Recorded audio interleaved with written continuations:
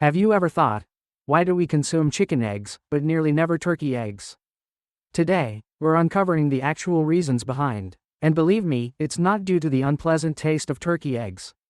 Initially, turkeys produce significantly fewer eggs than chickens.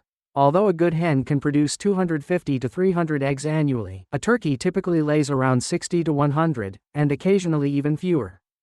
Farmers seek birds that lay a lot of eggs, and that's typically chickens. Turkeys are larger, consume more food, and require significantly more space than chickens. This indicates that breeding turkeys solely for their eggs is not financially viable.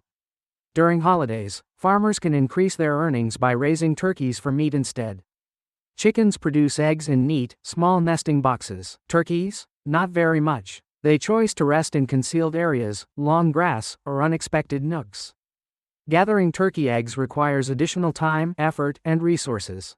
Turkey eggs have a flavor that is nearly identical to chicken eggs, perhaps slightly more luxurious, but not sufficiently to warrant the increased price.